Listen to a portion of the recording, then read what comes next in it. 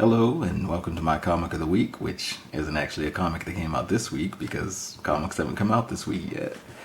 And this week we have The Killer by Jack Moan and Mats, two one-name artists. I mean, you can't get much more pretentious than that. But I don't know, if producing comics this good, I won't fault you too much.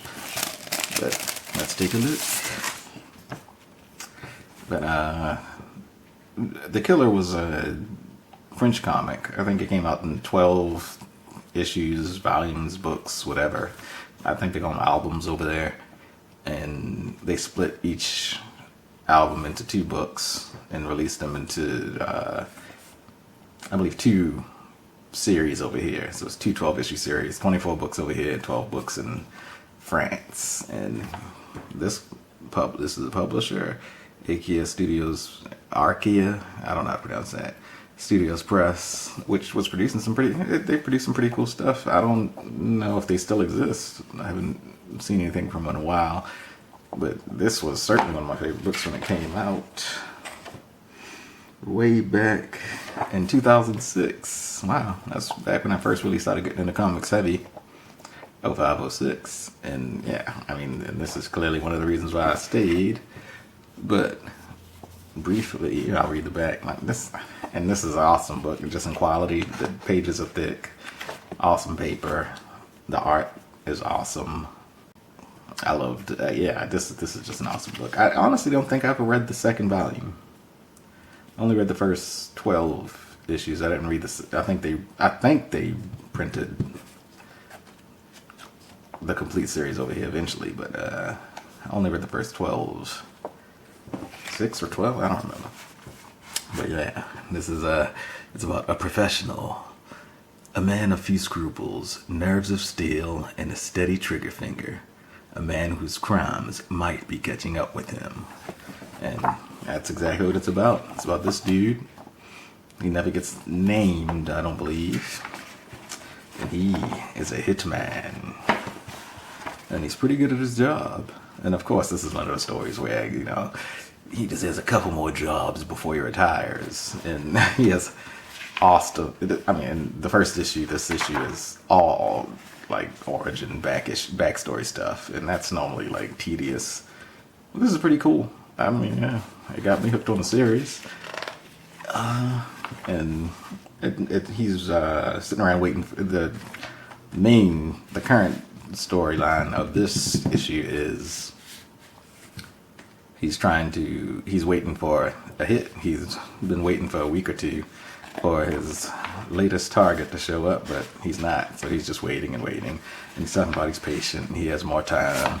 And he spends most of the book justifying why he does what he does. But I mean, he's doing that justifying to himself, as we find out mostly by the next issue. But there's a line here at the end, and he talks about how men are evil, and he talks about the old tired, there's too many people on the planet, so what does it matter if he kills a couple?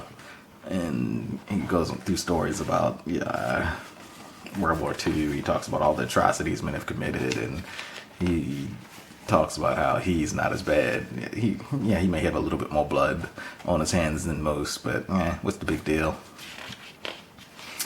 He also, but he talks about how he wants to retire onto an island in Argentina. Where do you want to go? Venezuela. Yeah, he wants to retire to this pretty little island in Venezuela after he thanks $5 million.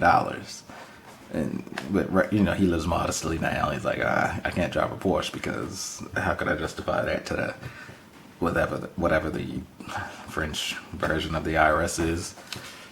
So he lives humbly and kills people and saves his money.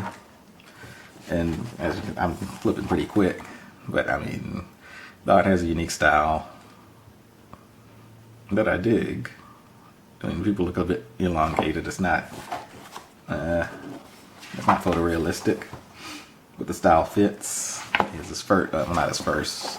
He has a previous hit where he makes his hits look like accidents. A dude was scuba diving and he made him drown. He pulled out his regulator and he drowned. He washed up. He doesn't care about what happens to us. He was down here with his kids. The wife, that's not the wife. The wife hired him. And, well, she's on the phone right there. The wife hired him, but he claims not to care about what happens to the kids. Not his problem. He did what he was hired to do. Man, he's basically much like the one name creators, a pretentious douche. But he also, like the creators, is good at his job. And you learn throughout the series that that the job is starting to wear on him. You see his first job. His girlfriend got him into it. What? Women, the downfall of men always. I don't know whether it is, or if they were trying to say something about that. I'd have to reread the whole series if they got into it, because I don't think he's with that girl anymore. But yeah, then we get to the end. After all this justification and all this, he's above it all and he's superior. He doesn't care about what happens to his killers. He has no conscience. He's just doing what he got to do to make a living. And what's the big deal if you crack a few eggs along the way? But then at the end, he's like, shit, I'm losing it. I gotta get some air. But that's because he's just been waiting so long for this. And then that's basically the setup for the whole series. And this was a great at that. So I mean, gradually he begins to crack and lose touch with reality. And of course, killing people, regardless of how you justify it to yourself, will wear on a man. And it is wearing on him. And we get to see how that plays out through the rest of this series. But yeah, I don't know. I'm going to have to give this one a reread. I haven't read this since it was coming out.